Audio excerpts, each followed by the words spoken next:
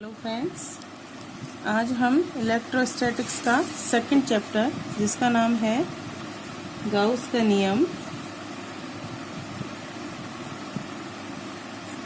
तथा इसके अनुप्रयोग के बारे में पढ़ेंगे।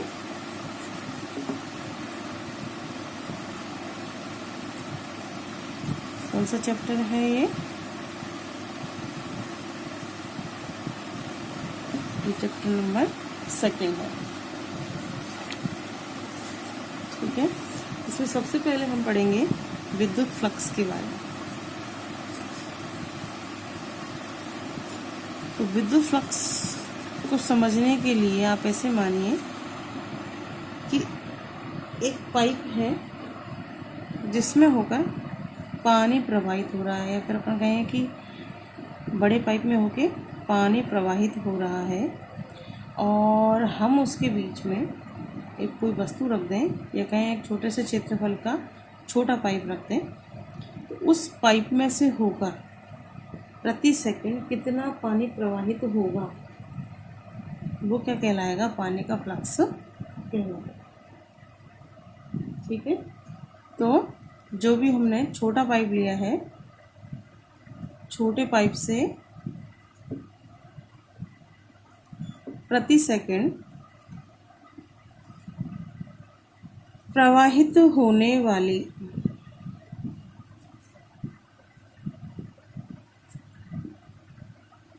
पानी की मात्रा क्या कहलाएगा? पानी का फ्लक्स। तो कहने का मतलब ये है कि उस छोटे पाइप में से होकर एक सेकंड में कितना पानी निकला वो क्या कहलाएगा? उसका फ्लक्स। ऐसे विद्युत फ्लक्स की बात करते हैं तो हम सम विद्युत क्षेत्र लेते हैं। कैसा विद्युत क्षेत्र लेते हैं? सम विद्युत क्षेत्र। तो सम विद्युत क्षेत्र जिसमें विद्युत बल रेखाएं जो होती हैं वो एक दूसरे से बिल्कुल बराबर दूरी पर स्थित होती हैं और उनकी दिशा जो होती है सबकी एक ही होती है। मतलब तीर के निशान जो होते हैं ये सारे एक ही दिशा में होते हैं। ठीक है, इस समविद्युत क्षेत्र के अंदर हम कोई फ्रेम रख दें, या फिर अपन कहें एक एस क्षेत्रफल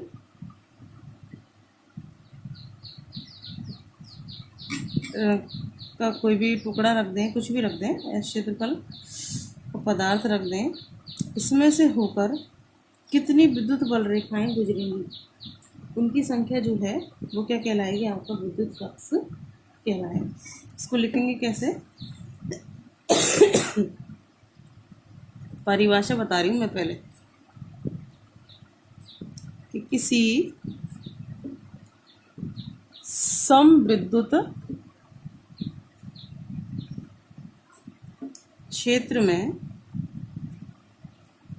स्थित क्षेत्रफल सदिश से लंबवत गुजरने वाली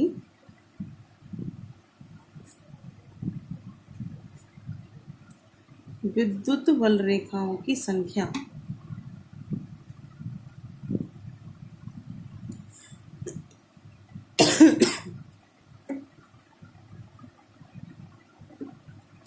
को विद्युत फ्लक्स कहते हैं।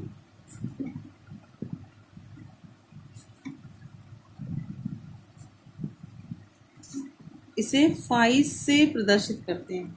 ठीक है,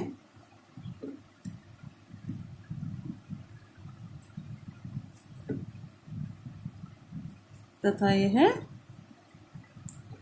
अदिश राशि है। कैसी राशि है? अदिश राशि है। ध्यान रखिएगा, विद्युत फ्लक्स एक अदिश राशि होती है। तो समविद्युत क्षेत्र में स्थित कोई क्षेत्रफल, मान लीजिए आपका समविद्युत क्षेत्र ई है, इसमें एक क्षेत्रफल हमने रख दिया और क्षेत्रफल उसका एस है, तो उससे गुजरने वाली इस क्षेत्रफल में से होकर कितनी विद्युत बल रेखाएं गुजरेंगी उनकी संख्या जो है वो क्या कहलाएगी? विद्युत फ्लक्स कहलाएगी। अब इसके केस बनते हैं कुछ। विद्युत फ्लक्स को जो गणितीय रूप में लिखते हैं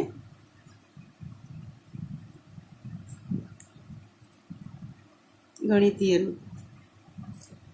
तो गणितीय रूप के रूप में हम इसको लिखते हैं फाई बराबर, फाई आपका विद्युत फ्लक्स, ई आपका विद्युत क्षेत्र और एस आपका क्षेत्रफल। ठीक है, तो इसको हम लिख सकते हैं, अब ये डॉट प्रोडक्ट में है तो इसको आप लिख सकते हो फाई, सॉरी सदिश राशि नहीं है इसलिए इसके ऊपर तो कोई चिन्ह नहीं आएगा, ये आ जाएगा ई एस कॉस थीटा। अपन थीटा प्रोडक्ट में खोल रहे हैं, अपन ऐसा मान रहे हैं कि जो आपका क्षेत्रफल है इसका क्षेत्रफल सदिश, जो भी आपका क्षेत्रफल रखा हुआ है ये विद्युत क्षेत्र के साथ मान लीजिए थीटा कोण बनाता है, इसका क्षेत्रफल सदिश विद्युत क्षेत्र के साथ थीटा कोण बनाता है ना।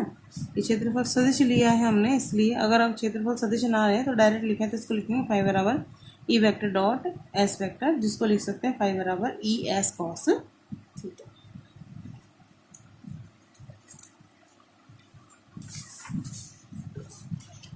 ठीक है, तो इसको परिभाषित कैसे करेंगे कि किसी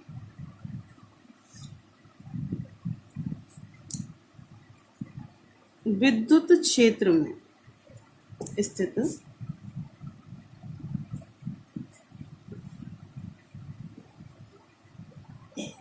क्षेत्रफल एस है तो उससे संबंध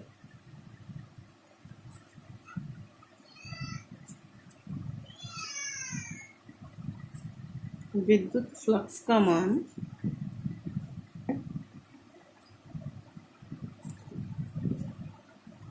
विद्युत क्षेत्र की तीव्रता, तो विद्युत क्षेत्र की तीव्रता आपको ई वेक्टर से बता रहे हैं, तथा क्षेत्रफल सदिश, मान लीजिए इसका क्षेत्रफल सदिश आपका ds है, के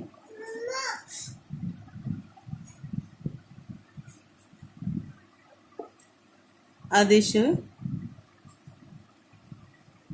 गुणनफल के बराबर होता है।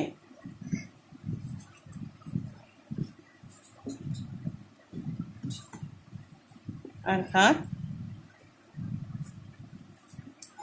फाई बराबर, फाई को लिख सकते हैं अपन ई वेक्टर, उसका क्षेत्रफल सदिश अपने ds वेक्टर लिया है तो उसको लिख देंगे ds वेक्टर। तो अपन लिखेंगे फाई बराबर ई वेक्टर डॉट ds वेक्टर, जिसको अपन खोल लें प्रोडक्ट को तो ये आ जाएगा ई ds कॉस थीटा।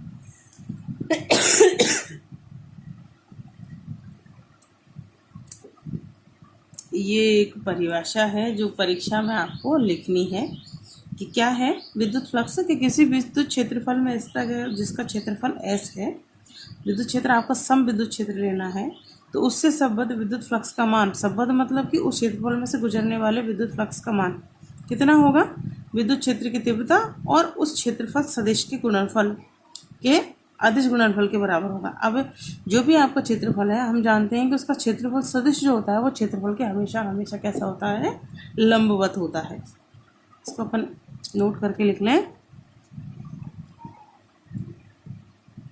तो क्षेत्रफल सदिश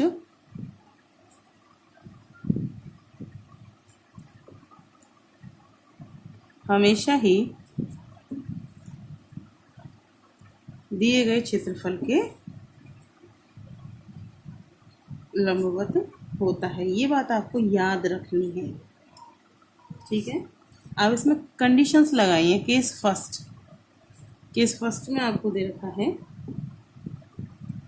कि माना थीटा बराबर 0 डिग्री हो। थीटा बराबर 0 डिग्री कब होगा, जब आपका समविद्युत क्षेत्र और एक निश्चित शेप में आपका दिया गया क्षेत्रफल है जो भी है आपका, वो एक दूसरे के लंबवत स्थित हो। मतलब कहने का मतलब ये है, मान लीजिए ये तो आपका क्षेत्रफल सदिश है और ये विद्युत बल रेखाएं हैं, तो ये दोनों एक दूसरे के कैसे जा रही हैं, लंबवत जा रही हैं इस कंडीशन में। ठीक है, तो हम जानते हैं कि क्षेत्रफल सदिश जो होता है वो क्षेत्रफल के कैसे होता है, लंबवत होता है। तो आपकी विद्युत बल रेखा यूँ रखी है और इसमें से होकर ये क्षेत्रफल ऐसे पास हो रहा है ना, ये क्षेत्रफल से होकर ऐसे पास हो रही है। तो जिधर की साइड विद्युत बल रेखाएं हैं उधर की साइड ही इसका क्या होगा, क्षेत्रफल सदिश होगा। इसके लंबवत होता है क्षेत्रफल के, इसलिए तो ये तो हो गया आपका विद्युत क्षेत्र और ये हो गया इसका क्षेत्रफल सदिश डीएस वेक्टर। तो देखिए क्षेत्रफल सदिश और विद्युत क्षेत्र के मध्य बनने वाला एंगल कैसा, हम देख सकते हैं 0 है, दोनों की दिशा कैसी है, सेम है। तो इसको हम लिख सकते हैं, हम जानते हैं कि फाई बराबर आपका होता है ई डी एस कॉस थीटा, और चूंकि थीटा बराबर क्या है 0 डिग्री, तो थीटा की जगह 0 डिग्री रख देंगे तो फाई बराबर कितना आ जाएगा, ई डी एस कॉस 0। अब चूंकि कॉस 0 का मान कितना होता है 1, इसलिए फ्लक्स फाई बराबर कितना हो जाएगा ई डी एस। तो इस समय फ्लक्स कैसा होगा आपका, अधिकतम होगा। कुल मिलाकर ये है कि यदि विद्युत क्षेत्र समविद्युत क्षेत्र के लंबवत आपका क्षेत्रफल पृष्ठ रखा जाए तो उससे गुजरने वाली विद्युत बल रेखाओं की संख्या अधिकतम होगी, तो फ्लक्स का मान भी सर्वाधिक होगा। सेकंड केस है आपका, जब थीटा बराबर 90 डिग्री हो। थीटा बराबर 90 डिग्री कब होगा, जब मान लीजिए ये आपका विद्युत क्षेत्र है और आपका क्षेत्रफल सदिश जो है वो इस तरीके से रखा जाए, मतलब ये तो विद्युत क्षेत्र है और क्षेत्रफल सदिश भी इस तरीके से रखा जाए, ठीक है। ये आपका क्षेत्रफल सदिश है और ये विद्युत बल रेखा है, दोनों एज इट ऐसे रखेंगे। तो विद्युत बल रेखाएं कुछ ऊपर से निकल गई, कुछ नीचे से निकल गई, लेकिन इसको पार करके इसमें से होकर एक भी नहीं निकलेगी। हम देख रहे हैं इस चीज़ को। और वैसे भी देखो 90 डिग्री एंगल का मतलब ये है कि तुम्हारा क्षेत्रफल पृष्ठ तो ये है, तो इसका पृष्ठ का लंबवत सदिश तुम्हारा ये होगा, ये लंबवत, ये क्षेत्रफल एस, इसका क्षेत्रफल सदिश, और ये तुम्हारी विद्युत बल रेखाओं की संख्या। तो दोनों के मध्य एंगल कैसा बन रहा है, 90 डिग्री बन रहा है। तो गुजरने वाली विद्युत बल रेखाओं की संख्या कैसी होगी अपन जान रहे हैं। यहाँ पे देखिए, ये तो आपकी विद्युत क्षेत्र की दिशा हो जाएगी और ये आपके क्षेत्रफल सदिश की दिशा हो जाएगी। तो दोनों के मध्य एंगल कितना बन रहा है, 90 डिग्री बन रहा है। तो अपना जो फाई है वो कितना आ जाएगा, ई डी एस कॉस 90, थीटा का मान 90 रख देंगे, और चूंकि कॉस 90 कितना होता है 0, इसलिए फाई बराबर 0। तो कहने का मतलब ये है कि जब आपका फ्रेम जो है या फिर क्षेत्रफल जो है वो विद्युत, उसका क्षेत्रफल सदिश जो है वो विद्युत बल रेखाओं के साथ 90 डिग्री का कोण बनाता है, तो उससे गुजरने वाली जो विद्युत बल रेखाओं की संख्या है वो कैसी होगी, 0 होगी। मतलब विद्युत बल रेखाएं उसमें से होकर बिल्कुल नहीं गुजरेंगी, ठीक है। थर्ड केस है आपका,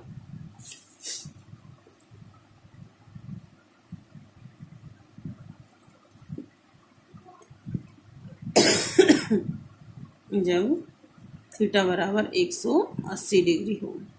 180 डिग्री से मतलब है कि मान लीजिए आपकी ये विद्युत बल रेखाएं तो सारी इस दिशा में है, विद्युत क्षेत्र आपका इस दिशा में है, और आपका जो भी सदिश अपन ने रखा है क्षेत्रफल सदिश की दिशा इस दिशा में है, विपरीत दिशा में है। जस्ट ये विद्युत क्षेत्र की दिशा हो गई, ये क्षेत्रफल सदिश की दिशा हुई।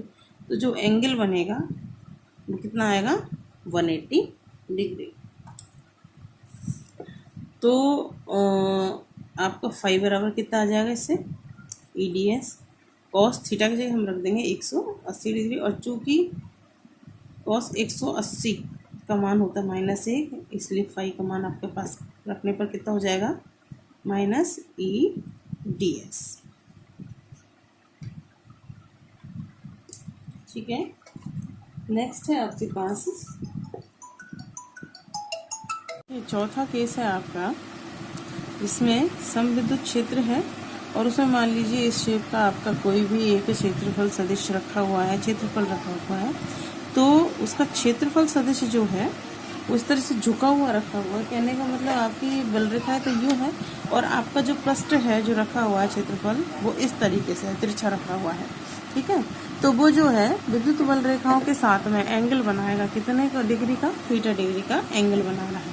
तो फ्लक्स का मान जो हमारे पास परिभाषा है उसी के अकॉर्डिंग आ जाएगा, फाई बराबर ई डी एस कॉस थीटा, जिसको अपन लिख सकते हैं फाई बराबर ई vector dot D S vector. ठीक है, अब है विद्युत फ्लक्स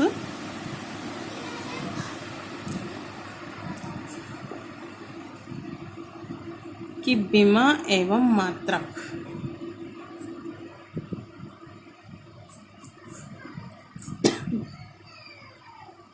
देखिए हमारे पास गणितीय रूप है ई vector dot D S vector. ठीक है, ई क्या है, विद्युत क्षेत्र की तीव्रता, जिसको हम लिख सकते हैं F upon Q. D S क्या है आपका क्षेत्रफल सदिश, क्षेत्रफल मीटर स्क्वायर होता है। तो फाई बराबर बल का मात्रक न्यूटन और आवेश का कूलम और ये मीटर स्क्वायर। तो देखिए आपके पास विद्युत फ्लक्स का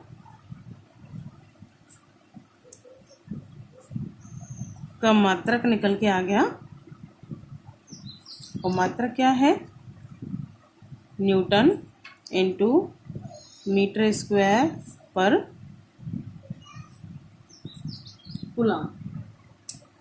ठीक है, विमा भी यहाँ से निकल के आ जाएगी। विमा में क्या है देखिए, हम जानते हैं बल की विमा होती है m1 L1 T-2, और आवेश अपन जानते हैं I बराबर Q इंटू क्यू बटा टी होता है, तो Q बराबर I इंटू टी। तो ये हो गया एम्पियर, और सेकंड को बोलेंगे टाइम, है ना, तो इसको T1 लिख सकते हैं, इंटू मीटर स्क्वायर। मीटर किसको नापते, दूरी में नापते हैं ना, दूरी को मीटर में नापा जाता है, तो L2 हो गया। तो विमा क्या आई देखिए m1 L3, इसको इससे मल्टीप्लाई किया T-2, ये वाली राशि नीचे से ऊपर चली गई तो A-1 और T-1, तो ये आ गया m1 L3 T-3 और A-1। ये आपकी फाई की विमा आ गई। फाई क्या है आपका विद्युत फ्लक्स, उसकी विमा। ठीक है, तो अब मैं मानती हूँ कि आपको विद्युत फ्लक्स के बारे में सारी बातें क्लियर हो गई होंगी। और एक चीज़ और देख लीजिए, ये तो हमारी नियमित शेप थी जितनी भी हमने बनाई, कोई स्क्वायर लिया, कोई हमने वृत्त टाइप लिया। अब देखिए मान लीजिए आपको अनियमित शेप दे रखी है कोई, वो समविद्युत क्षेत्र में रखी हुई है। शेप कैसी है आपकी, ये अनियमित। तो इसमें हम जब फ्लक्स निकालेंगे कैसे निकालेंगे, इसकी शेप साइज तो कुछ है नहीं ढंग की। तो हम क्या करेंगे, इसमें कहीं पर भी एक छोटा सा अल्पांश ले लेंगे। क्या ले लेंगे, अल्पांश ले लेंगे।